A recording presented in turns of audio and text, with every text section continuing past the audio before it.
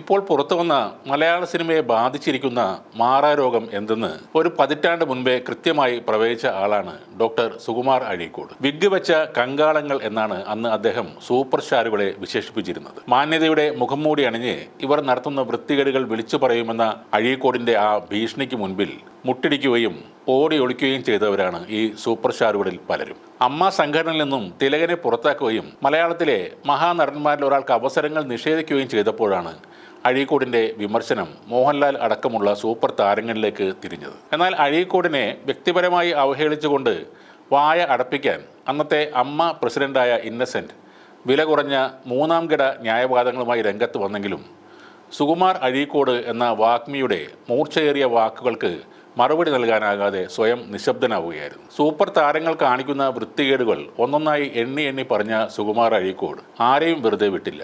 മമ്മൂട്ടി, ദിലീപ് എന്നിവരുൾപ്പെടെ മറ്റ് മുൻനിര നടന്മാരും സുകുമാർ അഴീക്കോടിൻ്റെ വാക്കുകളുടെ ചൂട് അന്ന് ശരിക്കും അറിഞ്ഞവരാണ്. ഒടുവിൽ സിനിമാ മേഖലയിലുള്ള പ്രമുഖരും രാഷ്ട്രീയ നേതാക്കളിൽ ചിലരും ഇടപെട്ടതിനെ തുടർന്നാണ് സുകുമാർ അഴീക്കോട് തന്റെ വിമർശനങ്ങളിൽ നിന്നും പിന്നോട്ട് പോയത്. എന്നാൽ അന്ന് ഉയർന്നു വന്ന വിമർശനങ്ങൾ മലയാള സിനിമാ ലോകത്തിന്റെ വേരുകൾ ഇളക്കിയിരുന്നു. മൂടിവെക്കപ്പെട്ട സത്യങ്ങൾ ആദ്യമായി പുറത്തു വന്നിരുന്നു. അതിന്റെ പിന്തുടർച്ചയായാണ് WCCയുടെ ഉദയവും പ്രതിരോധവും ഉണ്ടായത്. നടിയെ ആക്രമിച്ച കേസ് ഉണ്ടായതോടെയാണ് മലയാള സിനിമയിലെ പ്രശ്നങ്ങളെക്കുറിച്ച് പഠിക്കാൻ സർക്കാർ മുൻ ജസ്റ്റിസ് ഹേമയെ അധ്യക്ഷയാക്കി കമ്മിറ്റി രൂപീകരിച്ചത്.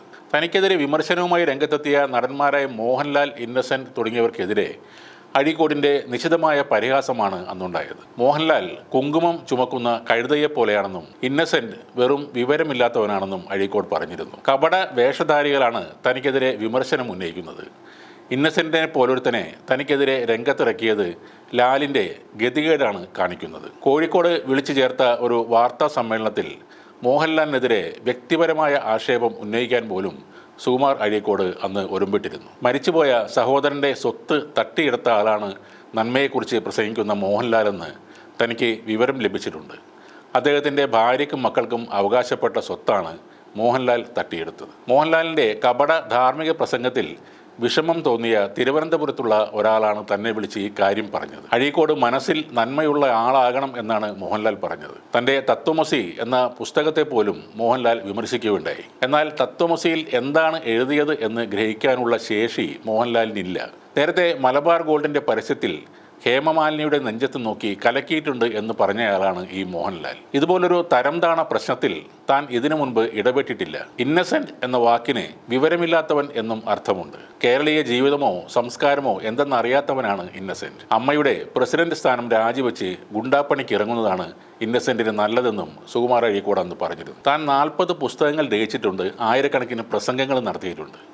മറ്റൊരാൾ എഴുതി കൊടുക്കുന്നത് ഉരുവിട്ട് കപടവേഷം കെട്ടുന്നവർക്ക് തന്നെ വിമർശിക്കാൻ എന്ത് അവകാശമാണുള്ളത്? മുത്തച്ഛൻ്റെ വയസ്സുള്ള തന്നെ അയാൾ എന്നാണ് മോഹൻലാൽ സംബോധന ചെയ്തത്. ഇവരൊക്കെ ദുർമോഹങ്ങൾ ഉപേക്ഷിച്ച് മനസ്സ് നന്നാക്കണം. തിലകനെ നീതി നിഷേധിച്ച പ്രശ്നത്തിൽ ഇടപെടാൻ ആരുടെയും അനുമതി തനിക്ക് ആവശ്യമില്ല. വാഗ്ഭടാനന്ദ ഗുരുദേവന്റെ വാക്കുകൾ ശിരസ വഹിച്ച് അനീതിയോട് പൊരുതുന്ന ആളാണ് താൻ. സൂപ്പർ താരങ്ങളെന്ന ഉണങ്ങിയ വടവൃക്ഷങ്ങളുടെ വിഗ് മാറ്റിയാൽ അസ്ഥിപഞ്ജരം പ്രത്യക്ഷപ്പെടും. വൃദ്ധന്മാർ അവർക്ക് ചേർന്ന വേഷമേ സ്വീകരിക്കാവൂ. കൂടെ അഭിനയിക്കുന്ന പെൺകുട്ടികൾ മോഹൻലാലിന്റെ വിഗ് നല്ല തലമുടിയാണെന്ന് തെറ്റിദ്ധരിച്ചിരിക്കുകയാണ്. ഇതുകൂടാതെ തനിക്കുള്ളത് യഥാർത്ഥ മുടിയാണെന്നും അത് വേണമെങ്കിൽ നിങ്ങൾക്ക് പരിശോധിക്കാമെന്നും സുകുമാർ അഴീക്കോട് അന്ന് പ്രസംഗത്തിൽ പറഞ്ഞിരുന്നു. സാഹിത്യം, രാഷ്ട്രീയം, ആധ്യാത്മികം, കല എന്നിവയെല്ലാം തൻ്റെ മണ്ഡലങ്ങളാണെന്ന് അദ്ദേഹം പറഞ്ഞു.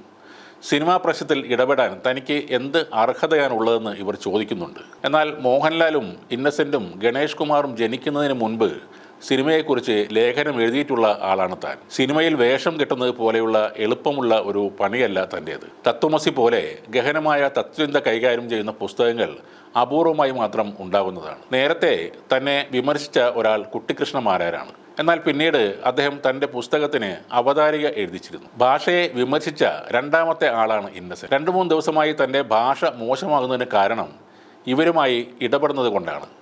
ഒരാഴ്ചക്കുള്ളിൽ താനത് ശരിയാക്കിയെടുക്കും എന്ന് സുകുമാർ അഴീക്കോട് അന്ന് പറഞ്ഞിരുന്നു. തന്നെ വിമർശിച്ചാൽ താനും തിരിച്ചു പറയുമെന്ന മുന്നറിയിപ്പ് തന്നെയാണ് അന്ന് സുകുമാർ അഴീക്കോട് നൽകിയത്. പിന്നീട് നാളുകൾക്ക് ശേഷം രോഗബാധിതനായി കിടന്ന സുകുമാർ അഴീക്കോടിനെ കാണാനായി മോഹൻലാൽ എത്തിയിരുന്നു. അന്നത്തെ വഴക്കുകൾ എല്ലാം തമ്മിൽ മറന്നും പുറത്തുമാണ് അവിടെ നിന്നും രണ്ടുപേരും പിരിഞ്ഞത്.